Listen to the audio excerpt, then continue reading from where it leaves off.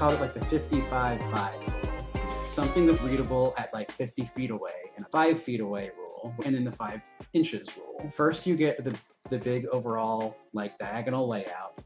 Then you get like, you know, like the contrast between the two, and then you get like the details like layered down within each one individually. You're kind of nailing the different scales. So what you're saying is I'm a design genius.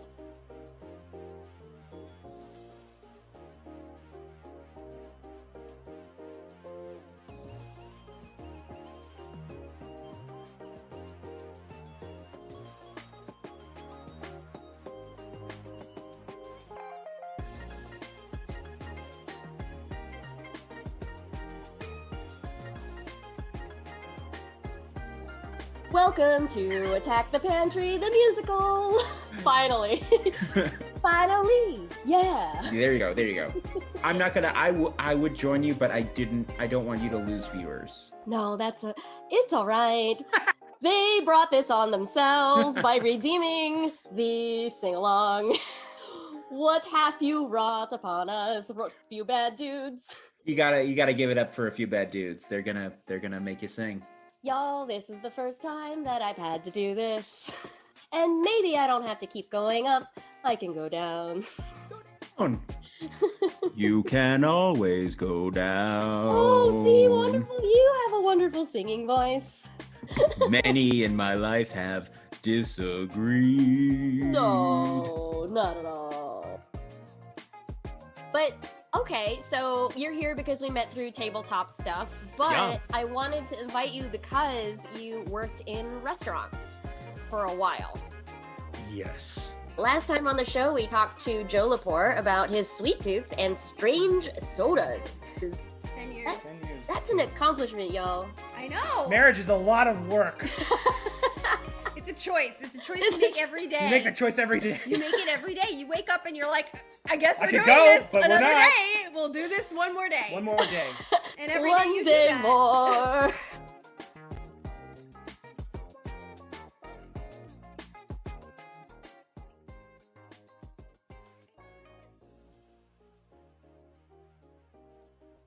Oh my gosh. Hello, friends. Welcome back to Attack the Pantry. I am Jenn Vega. This stream is a deep dive into ingredients, cooking techniques, and recipes to help you cook for yourself during, that outdoor ongoing panini and, well, the rest of your adult life. Last time on the show, we had my dear friend, Abby Balingit here on the show to talk about her newest cookbook, or new debut cookbook, not newest. Newest soon, I'm sure she'll write more than one. Her new cookbook, Mayumu, which is coming out next week. Wow. Incredible that we have many authors on this show. But you can watch all the past clips here on my channel if you click on videos, and the entire archive is located at youtube.com/JENNDLV. Make sure to subscribe there. So let's get some business out of the way before we really start the show. I'm a Twitch affiliate, so that means if you subscribe to this channel with real money dollars, I get a little bit every month, and we can make the show better. It's wonderful. It's kind of like a Patreon subscription, but specifically for Twitch.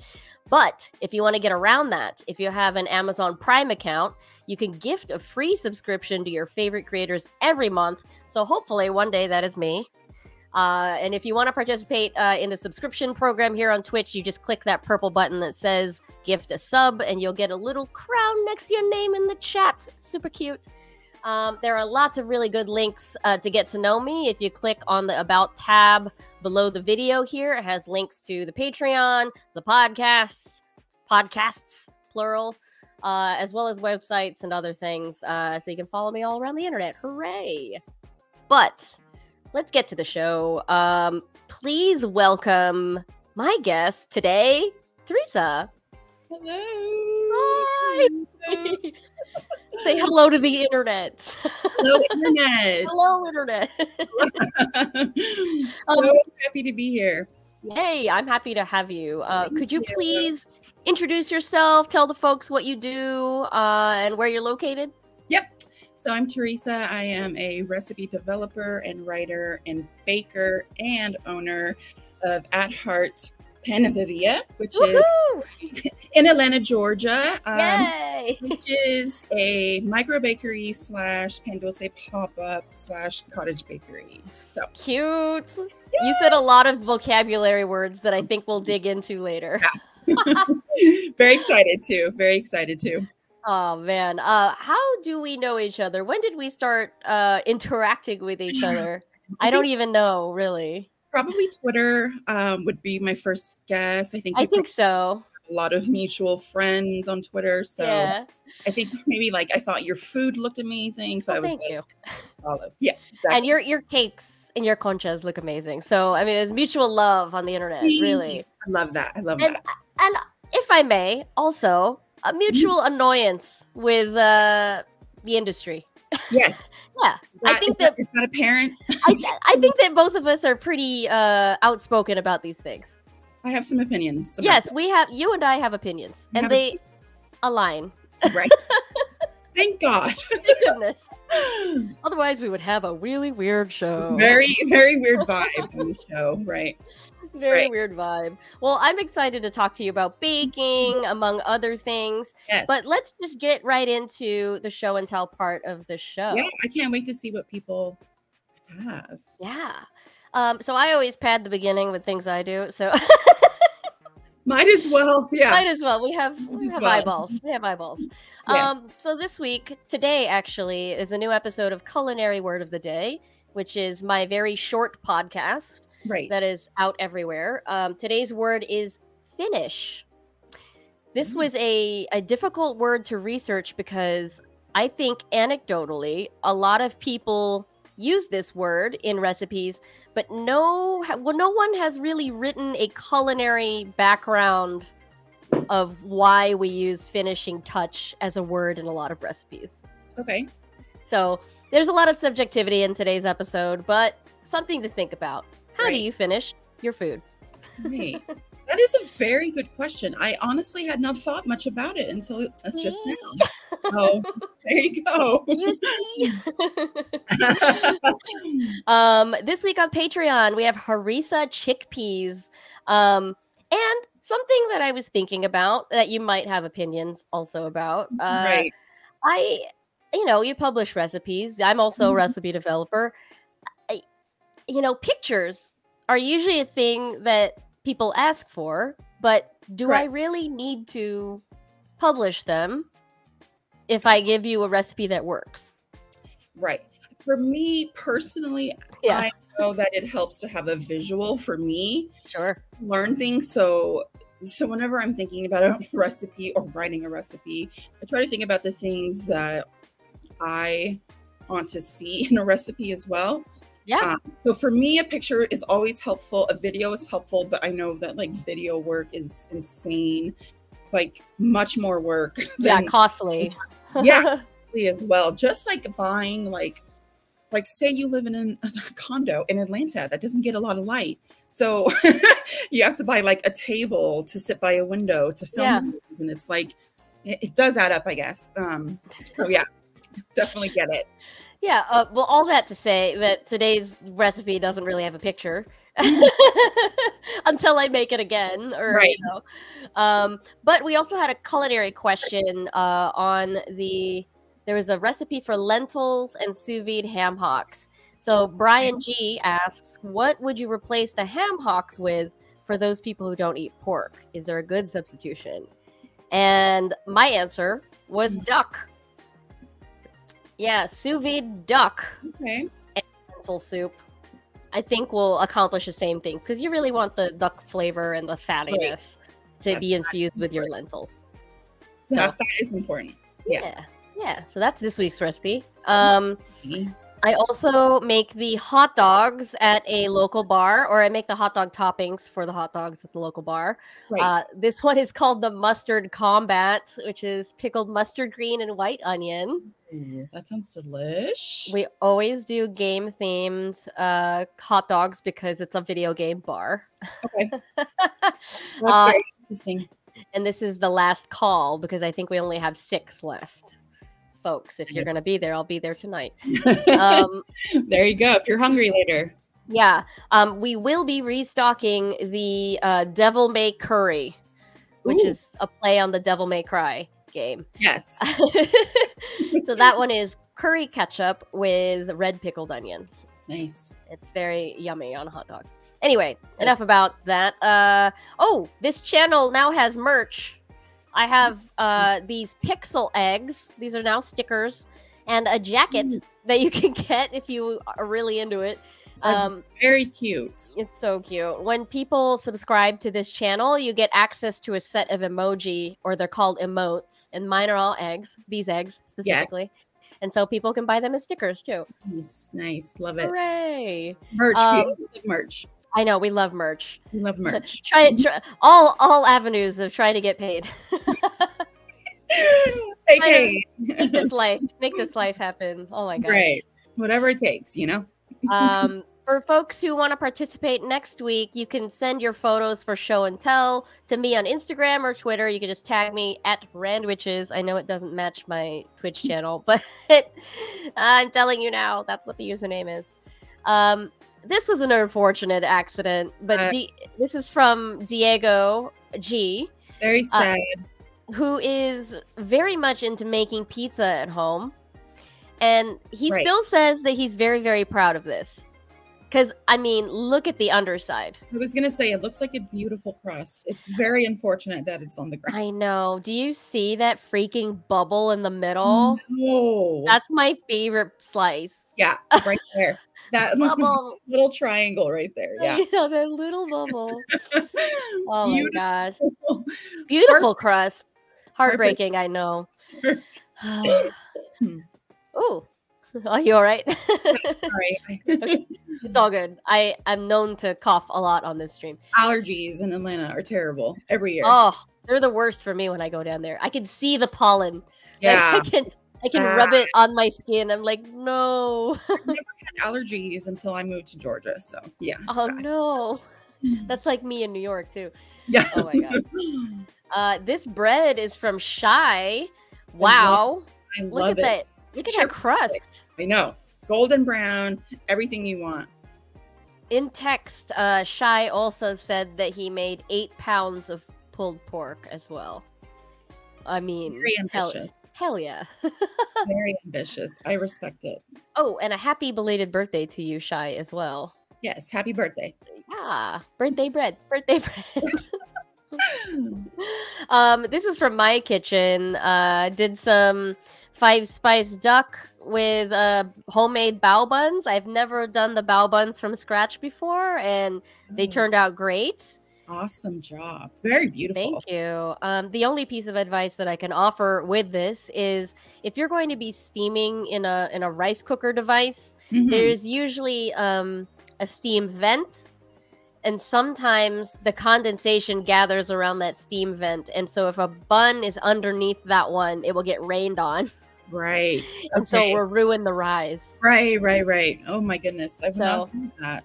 But if folks are using a regular bamboo steamer, you don't really have to worry about that. But I'm just saying, as an appliance, you know. Right. So watch out, y'all. These were fun. Ooh. These are pandan cinnamon rolls. Nice. Before the bake, so they haven't expanded yet. Right. I was asking. Haven't quite yet. Yeah, I was asking the chef, like, should I be spacing these or should I be squishing them? Because you know, a lot of the Pillsbury ideal is squished together. But what I found was then these baked, they did expand to fill the space, which was cool. Oh yeah, a lot of rising agent in this one. Yes, nice. But crazy brilliant color though. I do love the green color. Yes, a lot of pandan in my life right now. That's the kind of job. Hey, what's up? AKA Mui is in the chat. Hello. Thank you for joining us all the way from down under. Down under. Glad you're here. Hello. Okay. So that was my last photo. For those of you who are just joining us, Teresa is here to talk about baking. Baking. Yep. Could you just give me the, Cliff's Notes outline version of your baking journey?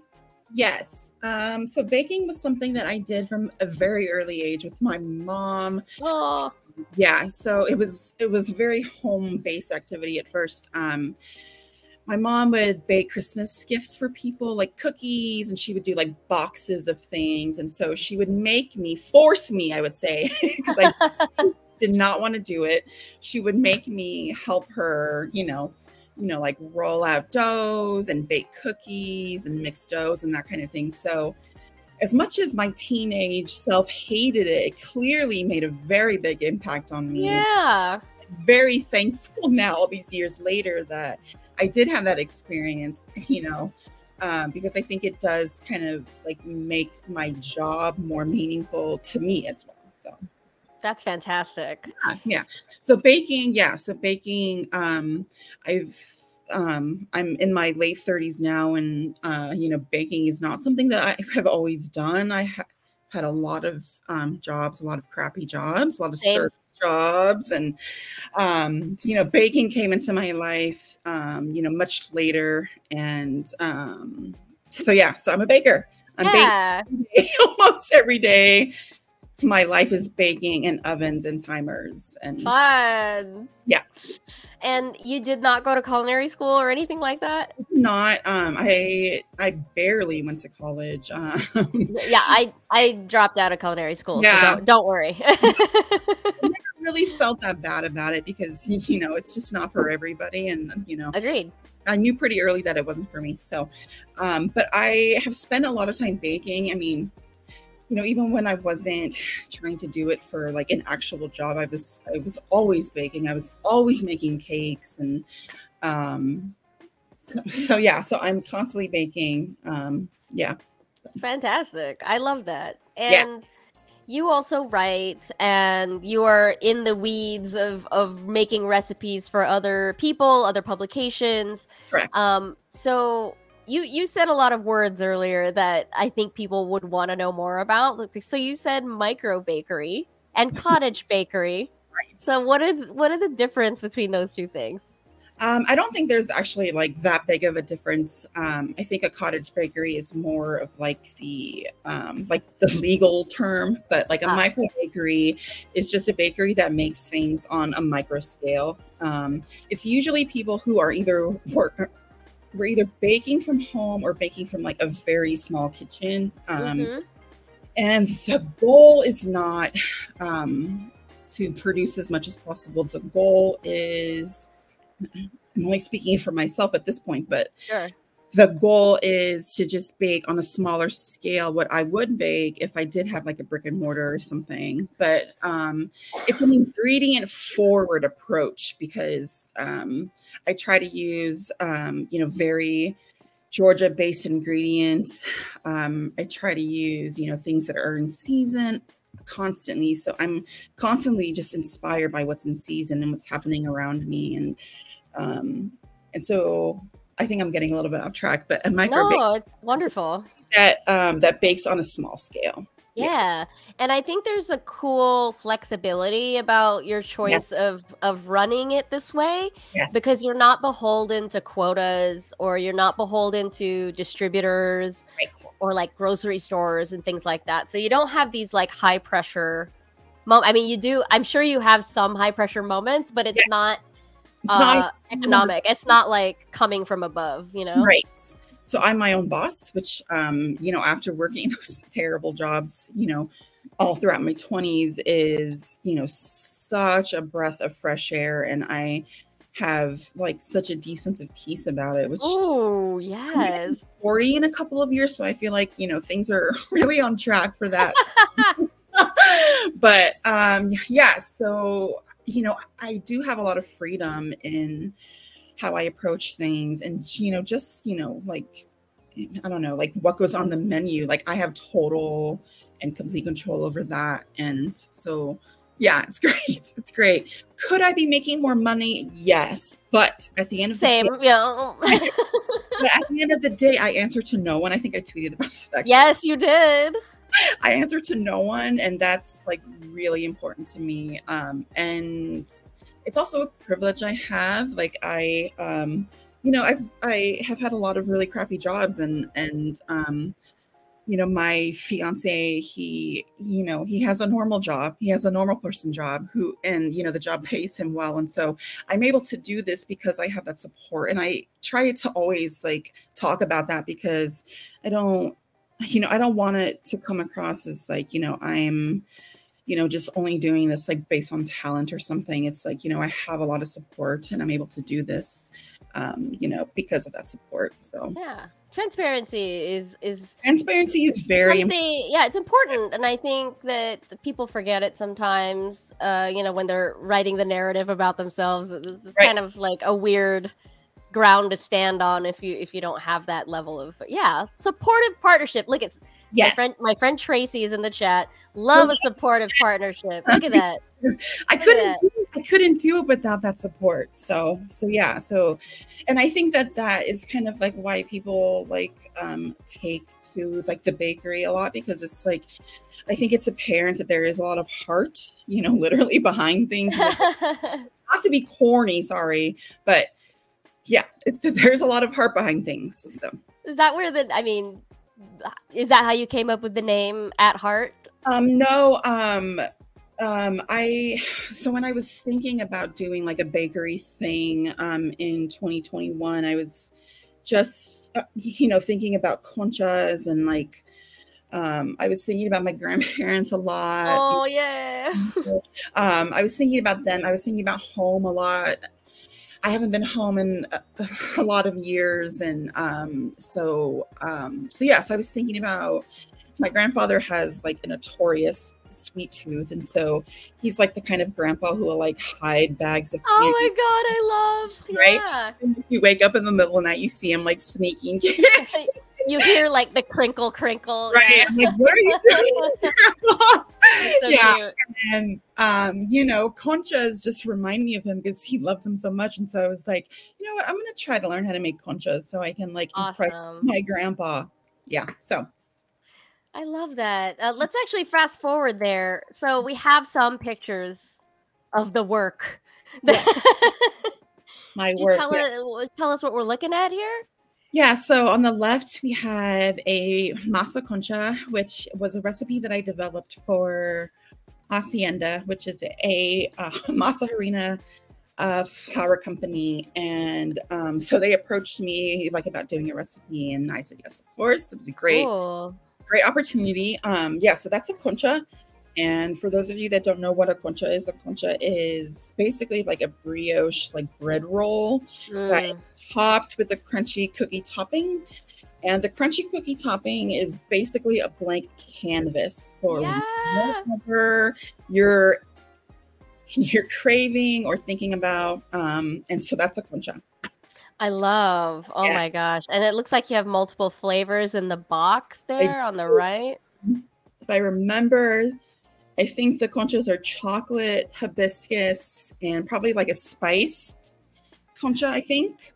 I literally have never heard of a hibiscus concha. Really? It's awesome. Oh my God. Oh my gosh, there's so many bakers I follow on Instagram who are doing like such creative things with conchas. I'm actually writing a piece about it. And I'm talking about like all the like cool and like modern things that people are doing with conchas. Yeah, it's like no longer just vanilla, chocolate, and strawberry. Oh my God, I know. That's all I get at my grocery store. I have to like remind myself to be like very respectful of those flavors, because like, you know, those are what people grew up on. And but like there are more sides to the concha than just strawberry chocolate. And it looks like you've decorated a cake with some mini ones. Yes, I have. bread on cake. I know. I just lost my AirPod, but I will try to find it. Yeah, so the cake. There it is. Okay. There it is. Okay, sorry about that. Yeah, so the cake, I decided to put a concha on top of a cake back in 2021, I think. I asked my boyfriend, now fiance, if he minded if I put a concha on top of his birthday cake, and he was like, no, of course not. And so It's like awesome. And yeah, I find that it's just adorable and it's very so cute. I love it.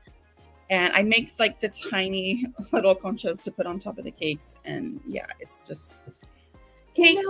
Like adding cakes to the menu just like made things explode in a way that I could not have anticipated. Oh my gosh, yeah, it's a whole nother process, really. And I mean, you do have some things in common with brioche dough, but it's a whole nother.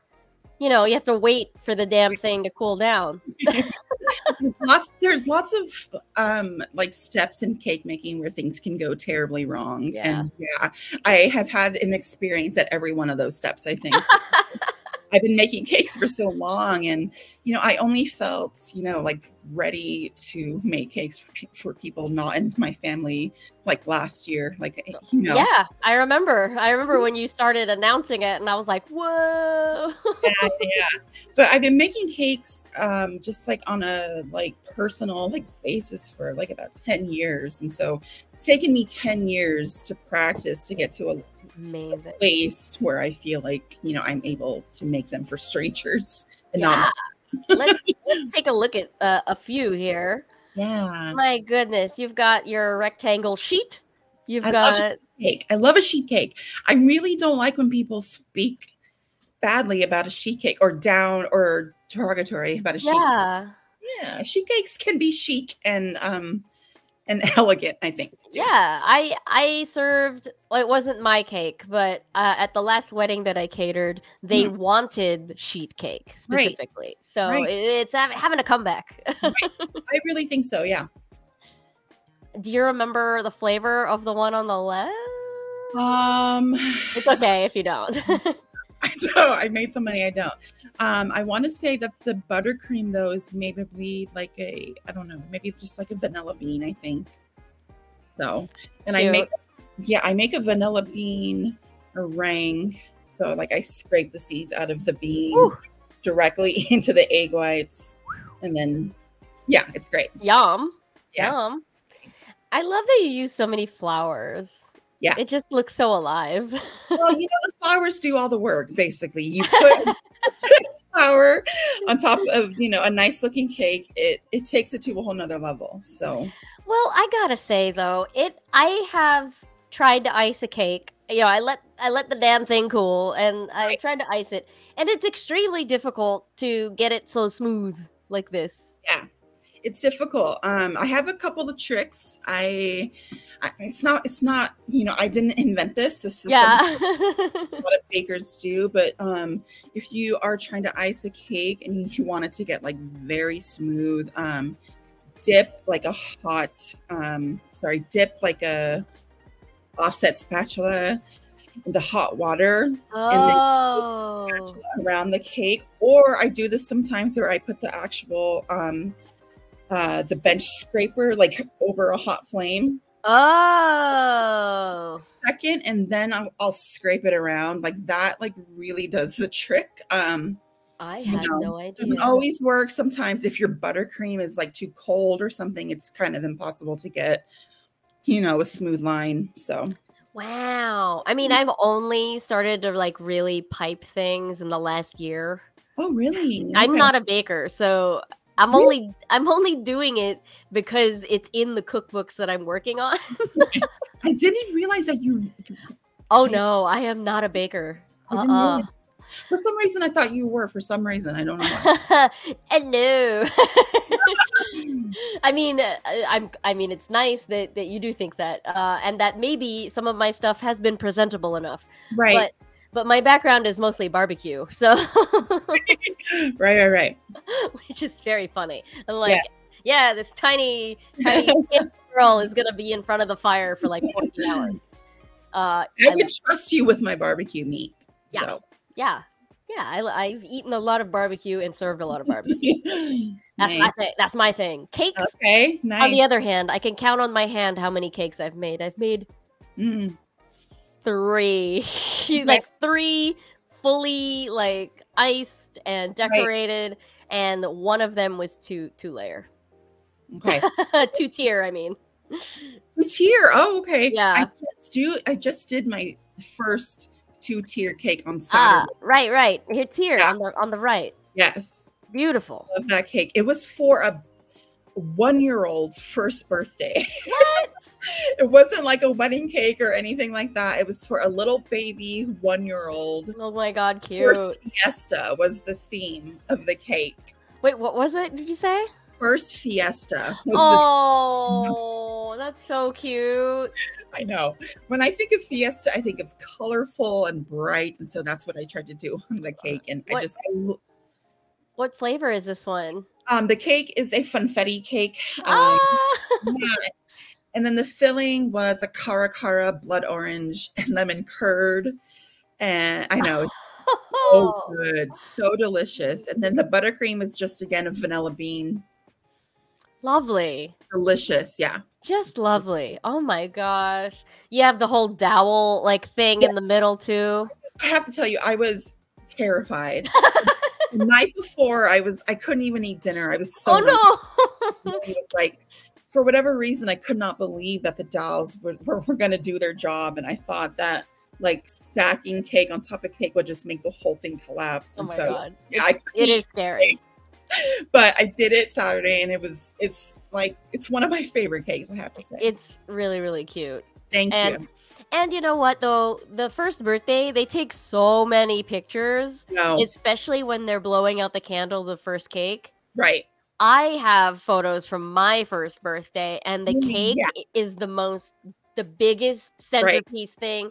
I think ours was like a caramel glaze on the outside, and then they piped buttercream in the corners. Okay. My great aunt made it, and yeah, I totally stepped on it.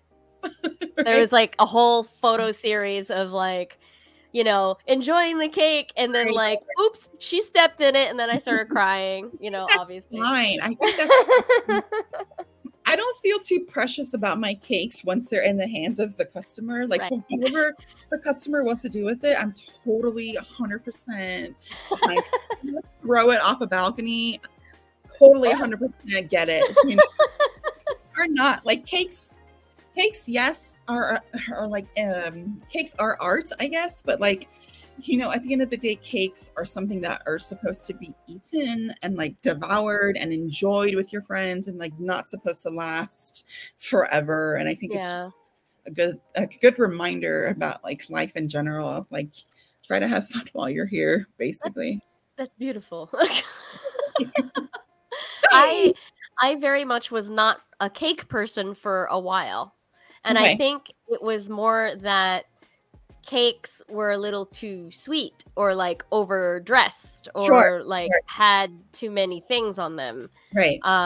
So now I know how to avoid the frozen cake wedding situation. Right. I learned this the hard way, that a lot of wedding cakes are frozen and have been made like well ahead, and they just don't taste good. Right. And I've seen so many clients of mine ask for more of this, like the smaller, understated, like really simple curd, beautiful like cake. Right. Not 5 tiers with toys all over it. Right. Well, I think maybe the pandemic has had some, I don't know, some influence on that. Like I try to bake a lot of the time on like a small batch basis, I guess, just because, you know, a lot of the time I'm just baking for me and my fiance as it is. And so I think about other people who are like, who don't have kids or whatever, and are just trying to bake something on a small batch or whatever. So I think about that a lot of the time. And to back up about like one of the benefits of being like a micro bakery and doing things on a smaller scale is that, yeah, like if I only wanted to do like a 1-layer cake or something, but still pay as much attention to it as I would like a 2-tier cake. And like by that, I mean like putting a flower on top or doing like a beautiful, you know, like buttercream piping or whatever. You know, I have that freedom to do that. And I think if I were like doing things on like a brick and mortar scale, I might not have that same chance or whatever. So same level of attention. Yeah. Right. Because I think if I was working or if I had a brick and mortar, I would be too focused on scaling up and making as much as possible and that kind of thing. And for right now, at least, like that's not something that I really think about. So yeah, I've noticed this in sort of my experience of having partnerships where I've had to scale or offer more things, and it doesn't really make me happier. It's reducing the amount of choices, first of all. Like on the customer side, like we have to have a smaller menu. We have to hire people. Like there are so many more moving parts when you start to offer to more people that you start to lose that personality of, like spending all this time with this single cake, like, But you also have to have a balance of like, how much am I paying myself for this one job? Yeah, I have this constant struggle, so I'm with you. I do too. At the beginning, when I first started offering cakes, it was so painful for me to like price a cake accordingly. You know what I mean? Like based on like, the price of ingredients where I'm using, small batch butter that was made here in Georgia, here in Atlanta. And so as much as I can, it's not always possible, but as much as I can, that's always like the Northern Star for me, just because it's like, if I'm doing things on a small scale, I might as well also do them, as locally, as I can. That just makes sense. Yeah. And also like it means a lot to me to be able to like support the other companies that share the same land as I do. And so that's important to me. It's a local food ecosystem. Yeah. Gotta complete the circle. Right. That's really cool. Yeah. So in the beginning, it was really hard for me to price things. But, as I continued to do cakes and continued to get more customers, I saw that people were willing to pay for good quality. And so that was an eye opener for me. And so now I'm like, the price is what it is. I have to pay myself, a living wage. That's something, still difficult for me. But yeah, it's come a long way in 1 year, honestly. Yeah, it's quite amazing. Like, yeah, your output is inspiring. I don't sleep a lot, but thank you. Oh my gosh. I'm gonna let's see, I'll take the photos and make a screen bigger. Here we go. Yeah. Sorry, you were saying. No, I just have to keep it real, like I am doing the work that I feel that I am best at, but yeah, I don't sleep. I don't get a lot of sleep. Same. Same. But, I also find that doing things early morning when everybody else is asleep, I have the house to myself, whatever. I have, the Golden Girls on TV or something. Oh yeah. Very like the early morning vibes. It's, it's actually very calming, and it helps me to remember, like why I'm doing things. And yeah. So I love that. I love that. And speaking of supporting ourselves, like, you and I, we freelance, we have our small businesses, but we also use other platforms. So like Patreon is something that you and I both use for distributing recipes in an alternative way. Yes. And I like the flexibility of doing that and building an archive, but there are pitfalls, using someone else's digital platform for, it wasn't built for recipes. Right. So we run into a lot of conflict, I think, when we want to post what we want to post. It's a little difficult. But as a place to share our knowledge, I think it is one of the better alternatives as far as like getting paid for low bar content. Right. I don't know. How do you feel about this whole Patreon thing?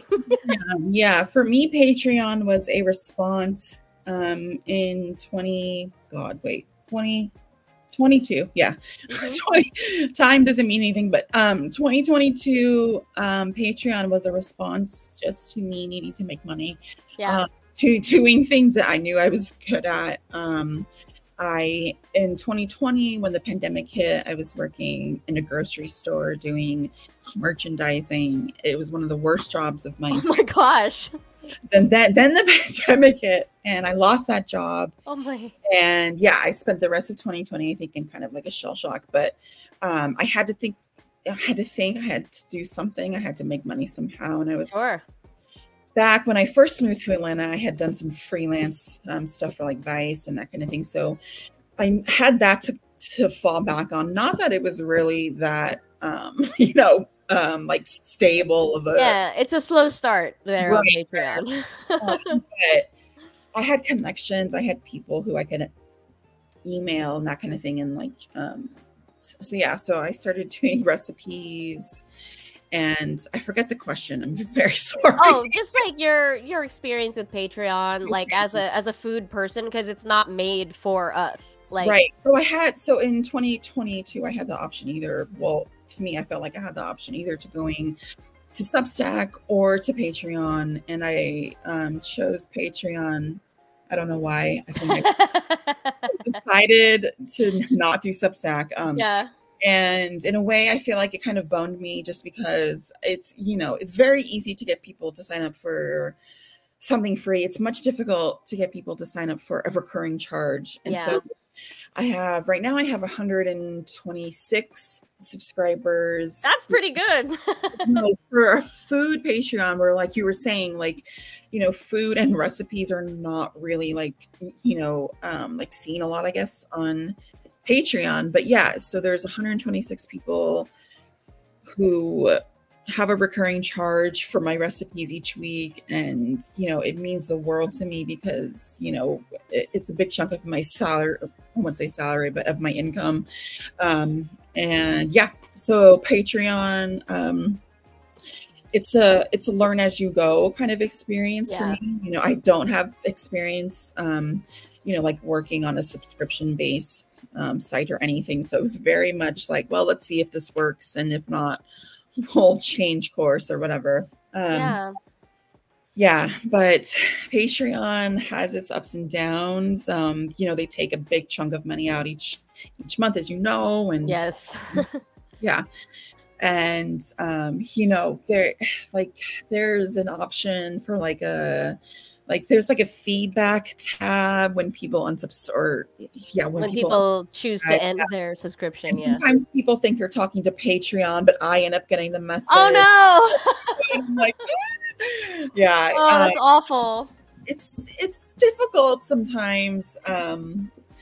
You have to just kind of detach from it, I think, and just be thankful that people signed up for any given time. Yeah. And so I have my criticisms of the platform, but I also like that we have more control in the situation. Like, I'm not relying on an editor or a publisher to pay me on time, or I don't have to chase an invoice. Like, That's a big plus. That's a big plus. And so the Patreon money comes in each month, and it's at the same time. Same time. Yeah. That's a big change from like freelancing, as you know. So that money that I get each month from Patreon is a big deal, which is why I put so much pressure on myself, I think, to do the weekly recipes and put as much into the recipes as I can, because each subscriber is to me it's just kind of like a lifeline. It's like if people have as much faith in me as I have in myself, I guess. And so it's a good reminder. Yeah, it's a wonderful reminder. And I need to remember myself, I have to revisit the way that I post things online, because why am I placing a lot of undue pressure when it's not like my full-time paycheck? It is contributing, but I need to reevaluate how much I'm breaking my back for it. I shouldn't be breaking my back for it. No, not at all. Not at all. These boundaries. Right. Boundaries, that's the thing. That's the thing that kind of ties the Patreon and the bakery together, are those boundaries. I'm lucky that I had good experience with boundary setting in my personal life before I ever thought about the bakery, because I'm able to set those boundaries, and not just set them, but make sure that they stay that way, which is just as hard, because try it, people People really try it. Oh man. Yeah.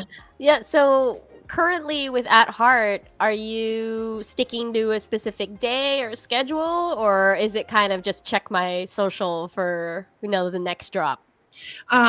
So I don't do as many pop-ups as I used to, just because in the location, the condo that I'm in right now and that I'm baking from, it's really difficult for me to bake on a scale that I would have to bake for like a pop-up to make sense, I guess. But that's not to say that I haven't done it, because I have, and it's been a lot of work. But so the At Heart like business like plan or whatever is, if you want a cake or you want some conchas or even just some cookies or maybe some empanadas, you go to my website and there's an order form. Oh, and cool. I usually ask for about 2 weeks advance for cakes and about a week, I think, advance for conchas and that kind of thing. Just because, you know, I'm working on a small scale, and I use butter from a small company, and I use flour from a farm that's like, I think it's wow. That's really like, that's just like, I love that. So yeah, so I asked for, you know, 2 weeks advance time just to, you know, prepare and to gather all my things that I need, basically. Nice. Yeah, I've sort of stepped away from pop-ups myself just because they don't really, I mean, it's a lot of upfront costs. Like, even though I sell them out, like I'm sold out, but it doesn't mean that it didn't incur, you know, a mental tax. I definitely, you know, so I end up being really tired and unable to work the next day. There's a lot that goes into these things, and mathematically it just didn't make sense for me to keep doing them, at least at the rate that I was going. I was going like every other week, and I was like, no, let's not. Let's not. Too much. But I am grateful, though, to have a relationship with a bar so that I do have this one regular thing that I do once a week. And it's just like low lift for me, but it still adds a lot of value to the experience people are having at the bar. So I like that. And I like that we can redefine what a job is. Right. Yes. Yeah. And I think that's why I relate to you a lot. Just from the way you speak about labor and the way you speak about food on the internet, I'm just like, wow, yeah. Oh, that's so nice. I never know if what I'm saying, like, you know, either makes sense, one, or two, like if anybody can, like, you know, can feel the same way or whatever. So that's awesome. No, I am here to say to you that I am in solidarity with you. Great. Well, the feeling is mutual, obviously. Yes, very, very. Thank you. Thank you. Oh goodness, but it's so great to get to know you this way and hear more about like the little ways that you make it work where you are. Because in New York, it's very different. It's highly competitive, and I wish that my clientele demanded more local stuff, you know. Like, I have a clientele that is this is not bad, you know, this is not good or bad, like I'm fine, like I like the clients that I have, but my audience is not necessarily one that would appreciate local butter. You know, like they don't think about that, they're not there yet. Like mentally, they're like, makes sense. Eat a lot of us very quickly is where we are. So well, that seems like a very New York mentality. It is, yeah. So for example, like I'm working on a film set right now, and we gotta do breakfast really fast at 7 in the morning. So that's egg sandwiches, you know, like that's English muffin. I'm not baking those. No way. No way. No way. Not on that scale. No. 30 people every morning. No way. If I had an in-house kitchen, like an on-set kitchen, you know, where I had weekends where I could be making portioning things out and baking the bread, hell yeah, I would do that. Yes.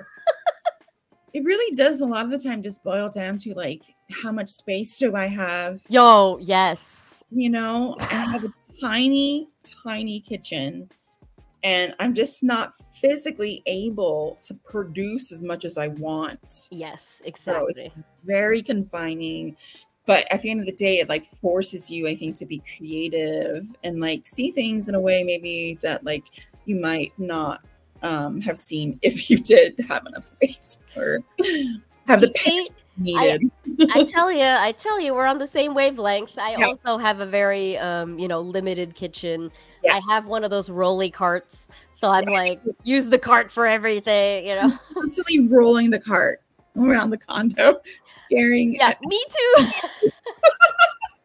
Yeah. Oh my gosh. My one thing is I do have a back deck, which is wonderful during the springtime and summertime, so I can like grill and like smoke food. Right. And during the winter, it is my outdoor fridge. Right. It's perfect fridge weather right now in New York. That's a good point. That's a very good point. 39 degrees. Right in the middle of fridge weather. Yeah, that's true. I do have a back deck, like, but I think there's some like regulation about having like a barbecue. Aww. Oh, it's like a Boo. fire hazard. No. But yeah, so I would love to have like a grill. I love grilling. Grilling is so I love it. It's so fun. Yeah. But yeah, half the year I can't even use it because, you know, too cold. Too cold. Way too cold. Yeah. I've done it once or twice. I've grilled in the cold once or twice, only to be funny and not really right as a functional thing. Right. Oh my goodness. All right, we're at 6 o'clock already. Oh my gosh, how did that happen? That was so fast. That was so fast.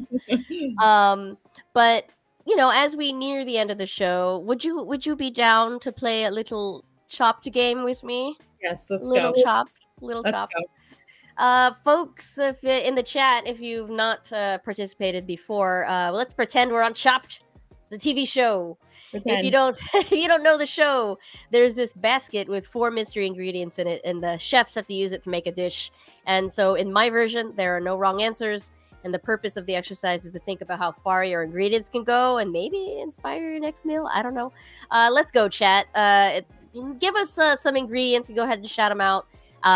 And if you don't have any suggestions, we will figure out a basket for ourselves. Yeah.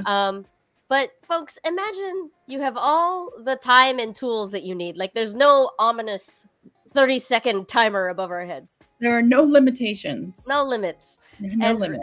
Imagine you have like the Iron Chef kitchen, you know, like that really big one. The pantry, you know, every single tool, you know, all that. So I don't know. What should we get in the basket? Would you like to suggest an ingredient? Maybe one you've used recently? Yes. Let's throw in Cara oranges. Cara oranges. Cara. What is the main distinction of a Cara orange as opposed to a regular orange? The flesh, the color of the flesh is deeper. It's more it's like, I don't even know. It's more of a warm orange as opposed to when you slice into like a navel orange, it's cooler. Ah, yeah, okay. Yeah. Cara just has like a blush. Ooh, a blush, I think. Yeah. I like that. A Cara orange. And it's also just like so perfectly sweet and acidic, like that perfect balance that a lot of citrus has. I really love citrus. Sorry. I know. They should hire you. Like the citrus board of America should hire you as your spokesperson because you just described that so nicely. I was like, whoa. I love citrus season. Love it. Love it. So Cara. Okay, Cara oranges. How about I throw a curveball like a kabocha squash? Okay. If folks in the chat, if you have time to give us an ingredient, please do shout it out. But for now, let's what could we do with just an orange and a kabocha squash? Personally? Yes, please. Personally, I would either make a brown sugar syrup to the bottom of a cake pan. And I would layer the Cara and the squash and make an upside down cake. Shush! Are you kidding me? Yeah, because that makes the most sense to me. Because both an orange and a squash can caramelize to a certain extent. Ooh. And when you bake it, and the cake would have to be like an olive oil cake because, you know, that's, you know, the Soaks up the best, you Yeah. know, all that. Oh, wow. and it has to be brown sugar, I think, or some kind of like dark sugar, like cane sugar maybe, or even coconut sugar would Yo, be that. that's a nice cake. Yeah. Of course you would give me a cake. And I mean, I can't even help it. I can't even help it. My Duh. life is cake. Yeah. Ooh, okay. We have a question here. Have you seen that Thai custard inside of a pumpkin could do Ooh, an orange custard inside of the pumpkin? Oh, that's cute. I love that idea for Halloween or something. Oh my God. Thanksgiving, just like a little. I mean, because when you roast a pumpkin, it gets so sweet and Yeah. soft. And tender, yeah. And you could like, when you dig the spoon and you get half the custard, half the That's a pumpkin. good idea. That's nice. That's a very good idea. Dang. Yeah. Okay, going along that same route, what if we roasted the kabocha squash, and then we did like an orange granita inside. Okay. That's a simple Yeah. thing we could do. I'm down with that. Yeah, I cute. do have an issue with scraping in a fork. It doesn't. Yeah. I would give you that job if we were making this together. Oh, we have a URL here in the chat. Cooking with Lane. See. Oh, cool. Cool. Thank you for that link. Thank you. Wow. What else? Let's see. We could roast the pumpkin, finish it with that cara orange zest, toss it with some Supremes, add some mint. What if we filled the squash with a cara curd? Okay. Yes. Maybe sprinkle a little bit of coarse sugar on top of the curd, and then take Ooh. like kitchen torch or something. Brulee it. Yeah, just- Nice.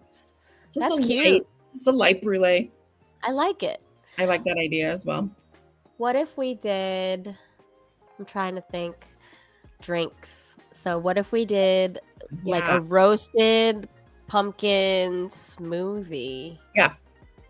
And then had, you know, just a little bit of the orange juice in there. Right. Love. I'm thinking for some reason I'm thinking of like a Mai Tai now. A Mai Tai. Like the orange and like a blended squash puree or something. Cool. And dark rum. Oh my God. Maybe some coconut. or Mai something. Tai. There you go. See, look. Oh, Yeah. Mai Tai sounds great. I love Mai Tais. I love Mai Tais. I'm open right now. Oh my God. Yeah. Chat, if you have room, we have room in the basket. So you can shout out an ingredient or two. We will happily incorporate it into this mental exercise. Yes, please. Have an ingredient. Yes. Masa harina. Masa harina. Okay. Yes. And could you re-explain that to people who might not know what that is? Masa harina is basically corn flour so you take the corn kernels and you nixtamalize them with a lime solution, Yes. and you grind that down and you have corn flour, or you have masa. Mm-hmm. And that's different from corn flour, which has not been nixtamalized. And yeah, you can do anything basically with masa harina. I bake with it constantly. I put it in everything from cakes. I made churros today. Ooh, Actually, true. with Today. yes, today with half and half, all-purpose flour and masa harina. Yo. It was delicious. Oh, what if we did cara orange sugar for those churros? Okay. And we do like a caramelized like pumpkin dipping sauce, or like even just chocolate pumpkin dipping sauce. What about like a squash caramel or something? Yeah, we could do that. Oh my God, yeah. This is the most active round of Chopped that I've played this year. Yeah, because a lot of people get stumped or overwhelmed by like, I have lots of ideas. I have lots of ideas. No, you have lots of ideas, and I appreciate it. Like, it's great because, you know, you're not bound by culinary school rules. So you're just like, oh, let's just throw the shit at the wall. Yeah. which is excellent. That's what testing is about, you know? Yeah. Right. So I think this is why we kind of have a similar brain about things, I think, is because we're both coming at it from like a similar place. And I don't know, it's great to look at the world this way, that the world is your oyster, right. or the world is your squash. Or that makes sense to me, but also it's like, you know, just try it, and if it doesn't work, that's okay, and if it does work, that's awesome. Try something else. There you go. Try something else, right? Okay, let's see. Okay, we have a drink, we have a churro, we have custard, we have cake. What else are we missing here? Let's see. I had a squash soup recently with ground pork, and it was so simple. It was so easy. It just blends up so nicely. Yeah, I love a soup that you can blend at the end of it, and it's like, hey, here you go. That's it. Yeah, right. It really lends well to hot preparation. Right. Which is cool. Yes. Which makes me think we could go the opposite direction, which is cold. Right, cold. Squash ice cream. Cool. I was gonna say... You were gonna say that, yeah. With like either... I don't know, either just like the cara zest, but I feel like that's a waste. You need to use like the flesh as well. I don't know how you do that, but it would be delicious. It would be delicious. It would be so good. Yeah. Citrus. Yeah. That's together. What if we made... Okay, what if we made tortillas, right? But used some of the pumpkin flesh.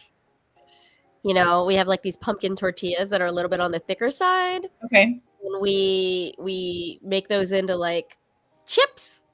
And we have like a cara orange salsa. Yeah. Yep. That's a good idea. I wouldn't have never thought of that. So that's awesome. Cool. That's really good. Ooh, okay. Smoked pumpkin soup is nice. I've had squash ice cream somewhere before. Oh, I don't think I have.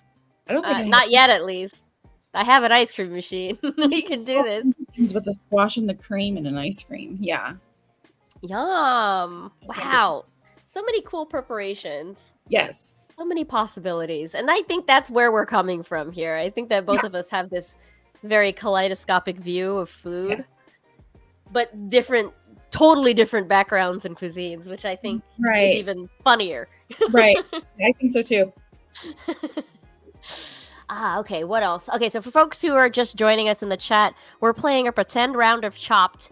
And so far in our basket, we've got cara oranges, masa harina, kabocha squash / pumpkin, Japanese pumpkin. Did we have a fourth one? I don't remember if there was a fourth ingredient. We did not, but I can. We did not. One.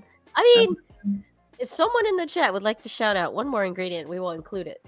But this is already so fun. Already such a great spread. You really did blow me away with the upside down cake right away. I was like, oh, you're gonna say cake. I think about what a squash can do and how I like to eat a squash, and I love a caramelized squash, and so I think, that makes sense. Cake. My brain always goes towards cake at the end of the day. I like it. I like it. Very a lot of possibilities. Ooh, okay, whoa. We have a new contender, black licorice. That's rough. That's rough. That's rough. Not a fan, I will say. I am trying to learn how to like it. You did that on purpose. I think it's just divisive, black licorice. Yeah, But, I mean, it's a candy, so it's something that can be reduced. It could be diluted into a simple syrup and used in various ways. So we can control, the amount of black licorice in there. The anise flavor that it brings to everything. Yeah. Here it was something that complements the anise flavor, I guess. What would that possibly be? Well, I'm trying to think. I've had some fantastic salads. I mean, this is very different. The vegetable fennel is very, very different. But if we could play off of those pairings, you can still do something with it. Mhm. You know, so like Yeah. fennel is great with lemon because it acidulates very quickly, like it turns brown very Okay. quickly. So lemon goes great with fennel. So if we go off that same logic, so citrus, caracal orange still There you would go. probably do Right. well with it. So I'm thinking cocktail. Like I'm thinking Ooh, that's a good one. Because I guess, yeah, because what alcohol would go well with it, I guess, is what I think gin might be too much. gin might be too much. Yeah. Yeah. the ginger So might be probably like a really clean vodka. vodka. Like a really high, you know. I would love a vodka cocktail right about now. Ooh. I don't typically drink vodka, but in this instance, it makes sense. Or like soju, which is like yeah, less headache. Right. Less headache. Less tomorrow. headache. Ooh, bourbon with licorice syrup that worked. Okay, I see That that wouldn't happening. occur to me at all to add bourbon. So that There's a woody situation happening here. I'm Which into makes- it. Which makes me thinking back to your previous comment here, the smoked pumpkin. Right. Oh We yeah. could do a cool smoked pumpkin with like this licorice simple syrup. Ooh. Yeah. Just even as like a side dish. Just right.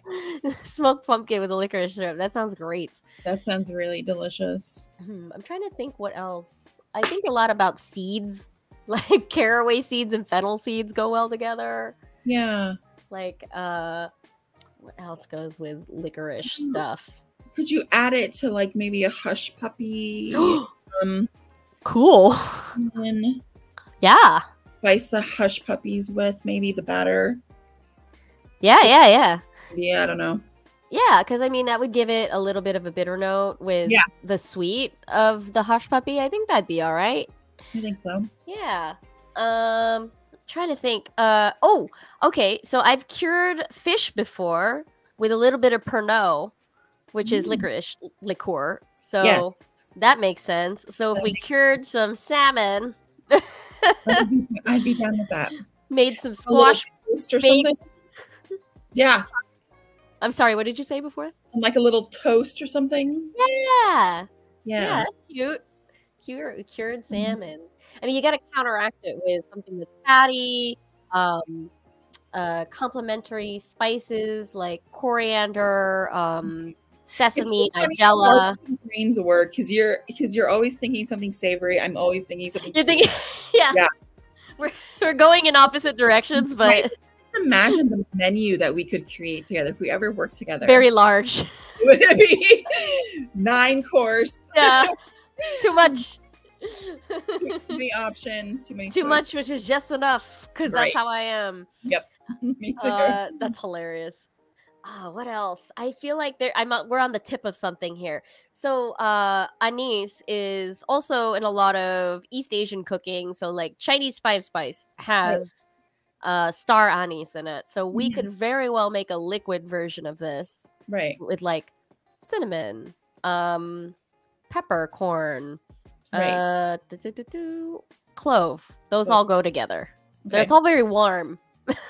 Yes. I could be.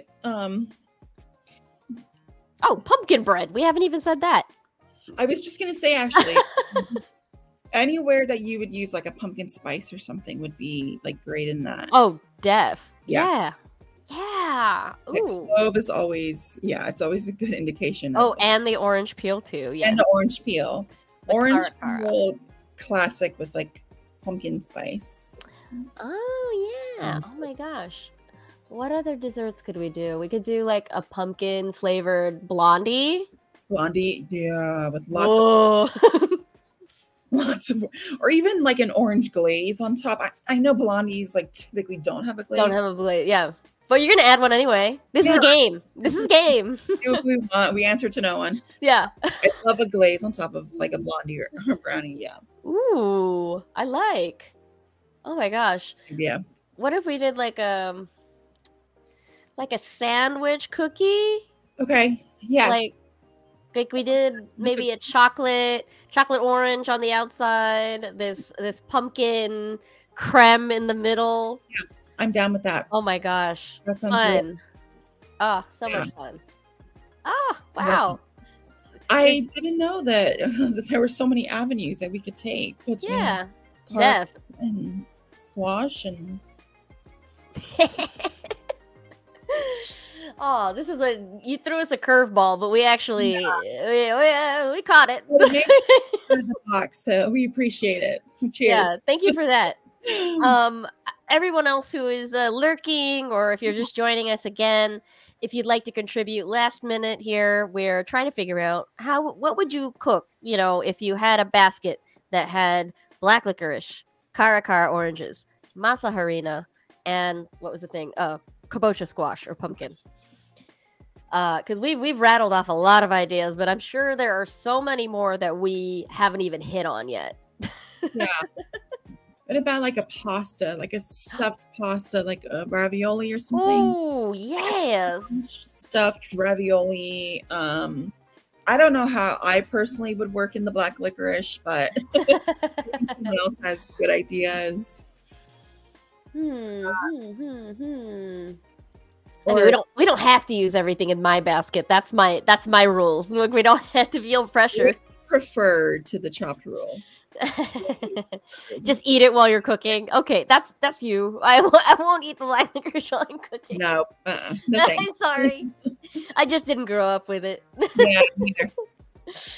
Although I have an appreciation for it. There's a restaurant here in New York that if you know, when you get the bill, they always give you a little black licorice shaped like a Scottish dog. You know, the dog with the beard? Yeah. Yeah, the little ear. That's cute. It's really cute, but I always give it to whoever I'm meeting with. I'm sorry. No, thanks. I mean, there are some varieties that I do like. Like, I've had some softer versions that were not quite so strong. And I try to stay away from things that'll stick to my teeth anyway. Yeah. Because I have a lot of dental work. So I was like, we could lose one in here. You know, we don't want to do that. Right, it costs too much. Too much. Teeth are expensive. Teeth are so stupid. Yeah. Very expensive. They're really dumb. Oh my gosh. Okay, last call, folks. For ideas. If you're not the kind of person that can think on your feet like this, you can go ahead and tweet it to me later on. I'll just put this we'll put this here or you can we got Twitter down there. We also got my Instagram.